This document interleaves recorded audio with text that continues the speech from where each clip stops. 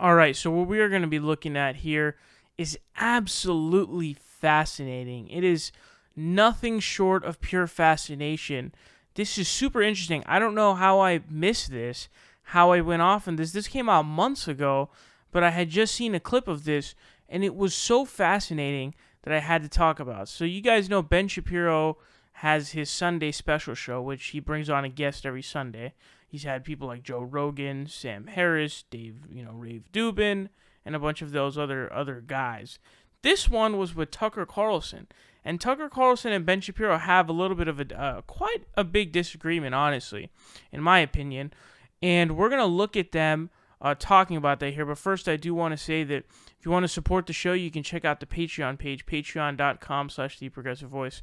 Do want to give a thank you to D. Wayne, who pledged $10 a month, and I also want to give a thank you to Jennifer Kishpaw, who has pledged $5 a month. So if you would like to support the show, please go to patreon.com/theprogressivevoice and donate today. So I'm going to show you guys this debate clip. They're going to get into it over economics, and it's going to be really, really interesting, and I want to talk about it. So go ahead and check this out. If you wake up one morning and you find yourself in a society where 23-year-olds with 4-year college degrees and like initiative who aren't smoking weed every day, if they can't make enough to buy a car, much less a home, much less get married, much less have children, then why should you be surprised when half of them say they prefer socialism? Well, you should not be surprised. I agree to a certain extent. I think that the question is when the pedal hits the metal. Like you talk in the book about technology and how it's shifting and taking away jobs from folks. Yes. And you make specific reference to truck driving and the fact that there are going to be these automated cars on the roads. So would you, Tucker Carlson, be in favor of restrictions on the ability of trucking companies to use this sort of technology specifically to, sort of artificially maintain the number of jobs that are available in the trucking industry? Are you joking? In a second. In a second. In other words, if I were president, when I say to DOT, to Department of Transportation, we're not letting driverless trucks on the road, period. Why? Really simple. Driving for a living is the single most common job for high school educated men in this country, in all 50 states. By the way, that's the same group whose wages have gone down by 11% over the past 30 years. The social cost of eliminating their jobs in a 10-year span, 5-year span, 30-year span is so high that it's not sustainable.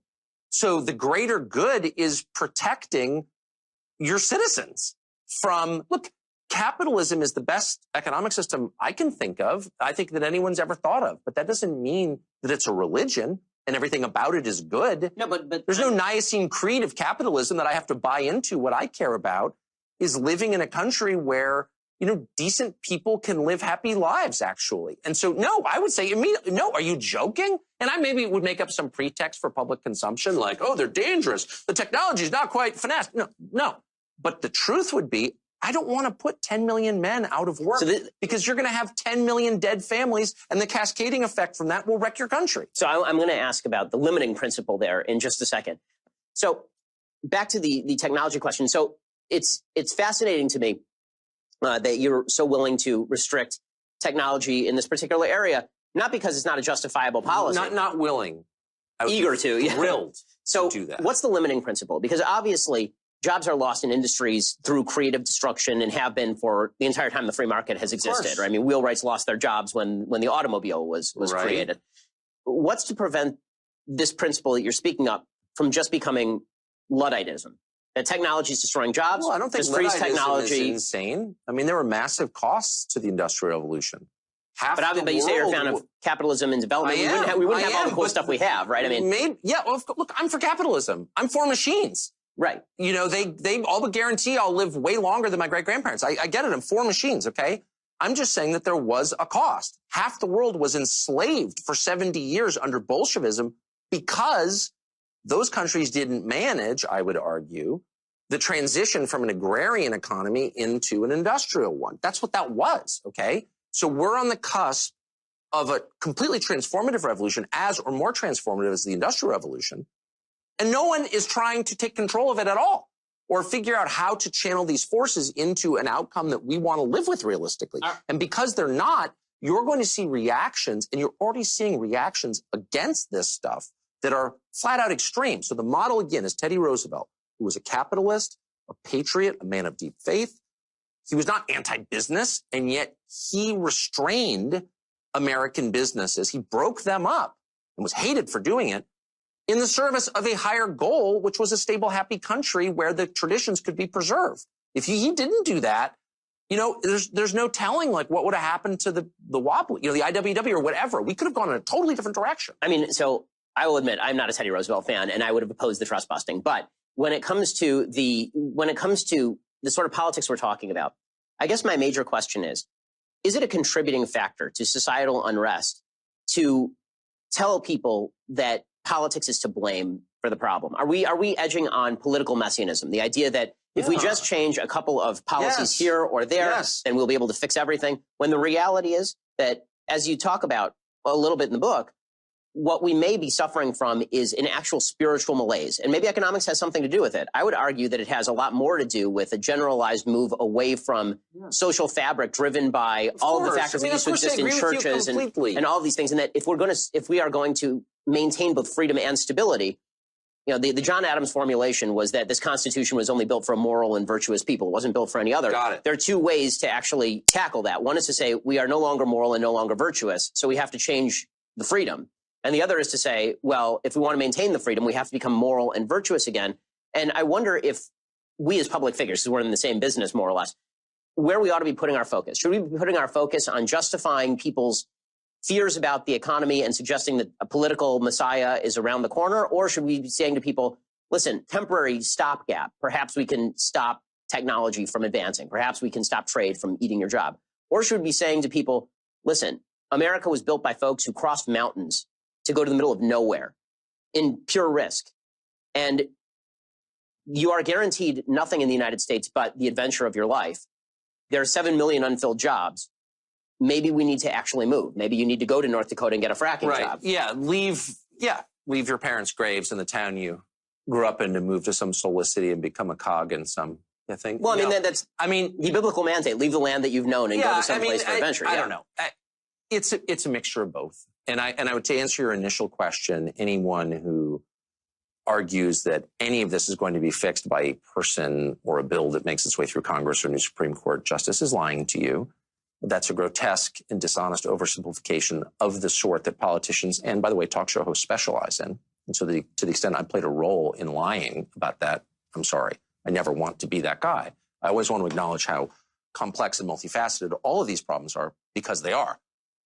I'm merely making a couple of very obvious observations. That there are downsides to this We are not servants of our economic system. We are not here to serve as shareholders. We're human beings, and our concerns are real. Now, they must be balanced against the concerns of shareholders and lots of other concerns. But to say that, if it's more efficient to have you move to some crappy suburb to serve some douchey company because that's what is best to increase value, it's like, it's okay for me to stand up and say, there are other concerns here, actually. And there's a social cost to doing that. Anyway, this all used to be obvious. These things were actually debated during the Industrial Revolution. The Luddites are used for propaganda purposes to make the other side seem ludicrous. You're literally smashing machines. You're a dummy. You're an animal. You know what I mean? But actually, wow, man, this is super fascinating. So now what I want to say is that what we're going to be really looking at here is what Tucker Carlson is saying there. Because as you guys know, Tucker Carlson is a really big propagandist. But, it gets kind of wishy-washy, because there, he's supporting Teddy Roosevelt, who, by the way, Teddy Roosevelt did do the trust busting. But my understanding is that Taft, who was the president after him, had done more trust busting, but he was unpopular for it. Anyways, so, and he's there defending trust busting and saving jobs, etc., etc. But remember when he did his Amazon video where he goes after Jeff Bezos, he says these aren't monopolies, so we should lower regulations. That's not the answer. So, full disclosure, Tucker Carlson is a fraud. However, the things that we're going to look at what he's saying here because it's very, very interesting, and it represents a really big conservative divide. And I had also seen a Sunday special with Ben Shapiro where he had on, I believe his name is Stephen Moore. Someone can correct me if I have that wrong. He was a former conservative prime minister of Canada, and he comes on there and he defends their universal healthcare system. And there's also a point where, he's talking about how, I forget if it was a trade deal or what exactly. I think it was a bailout that he had to do, the government bailing out an industry or a business, I forgot.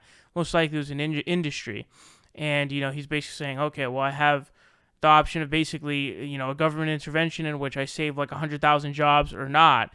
So I'm obviously going to, have government intervention to save those jobs. And I don't think Ben Shapiro was in favor of that, nor do I think, he's sort of about that. So it's really interesting to watch this divide, because Tucker Carlson represents Donald Trump. Ben Shapiro represents every other conservative. People are tired of the normal neocons. Okay, people are really tired of it. And by the way, also, another caveat that I have to add, or a disclaimer, is Donald Trump campaigning and Donald Trump president, two different people. So we're going to be looking at, campaign Trump when we talk about this. So campaign Trump, what did campaign Trump say? Let's bring the jobs back. I want to bring the jobs back. I want to make America great again.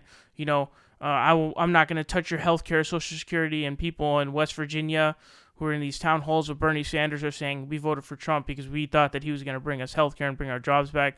Turns out he didn't really do any of that stuff. But nevertheless, he campaigned on those things. So it's a really interesting divide between the sort of old school neocon, and Tucker Carlson really is taking a shot at Ben and his ilk, where he's talking about, he labels it, how do you label it? He labeled it free market fundamentalism is what he called it, which is it's a good term. I like that term because that's what it is. But to see a conservative who now is representative of a lot of Republicans, Tucker Carlson is a representative of a lot of Republicans now. He's a really big host, has a really big show, and it's really absolutely insane.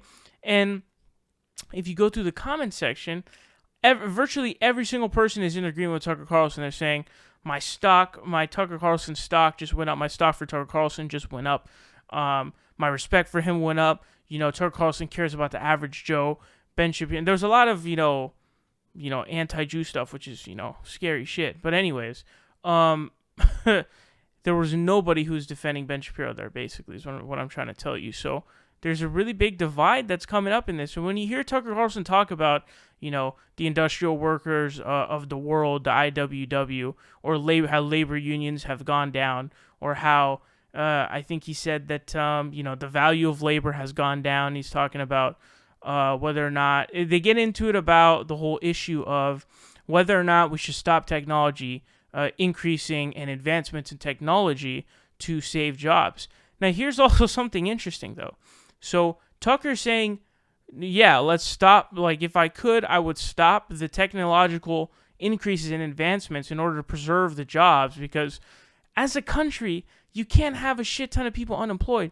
Social cohesion is something that is not taken very seriously, and when you have too much wealth inequality, this social cohesion takes a massive hit, especially when they're unemployed, because that means that they're just going to be, even more angry, and that is not good for social cohesion. So if you've got massive wealth, concentration amongst a small amount of people, as well as a ton of people unemployed, how do you think that's going to end up for the country? Also, how do you feel about that as your country? Like, for me as a country, I really base the goodness of a country, or the quality of a country, based on the lives of, the people by and large. So, which country has the happiest people on the planet, right?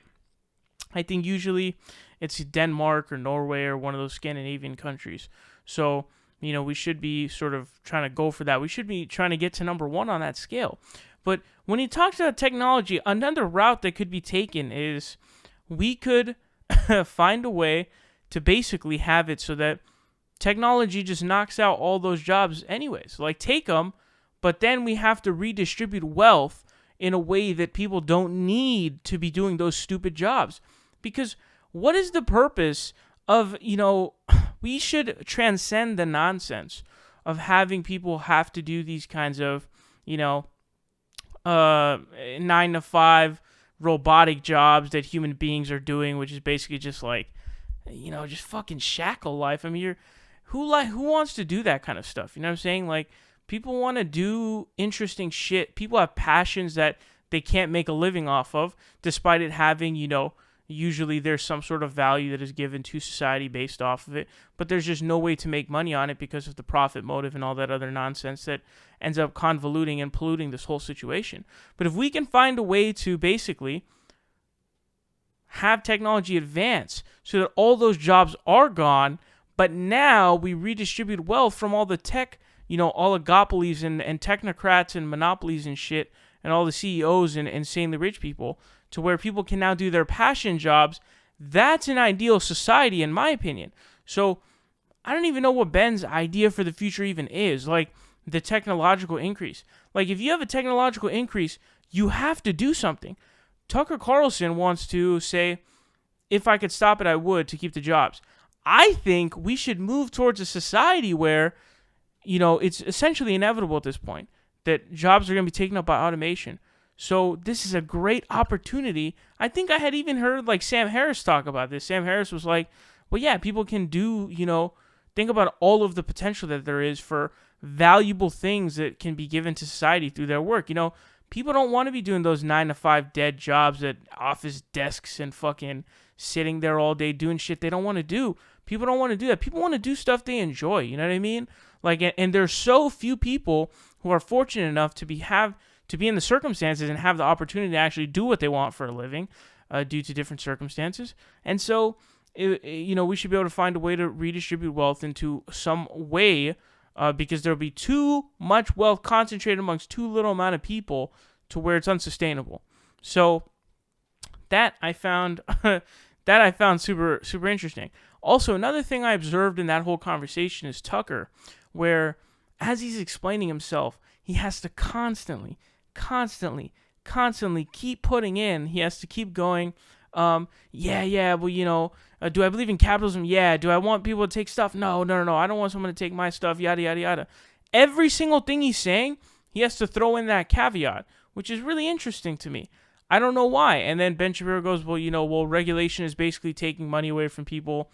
And Tucker Carlson goes, oh, that's kind of a talking point, but whatever. It's a really weird situation, man, because Tucker Carlson is basically going on this sort of, let's call it what it is, pretty much a sort of lefty-leaning economic ideology, and he's upholding at least the basis and the foundation of a sort of conservative / right-wing / free market belief system. It's very odd to watch. I don't know, man. It was super. By the way, I have to mention this. Tucker's like, yeah, we should, care about the average people or the people who are under you. And Tucker also makes it a point to basically say, like, why should you want to, like, work for some douchey business owner, shareholder, or whatever? Like, they're concerns of normal people. And he goes, he's like, you should care about people who are under you. And Ben's like, well, yeah, of course. That's why there's charity.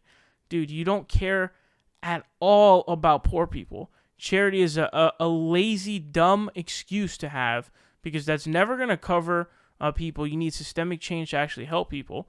And it's just ridiculous. You honestly think Ben Shapiro cares about poor people and people under him? He doesn't care about them.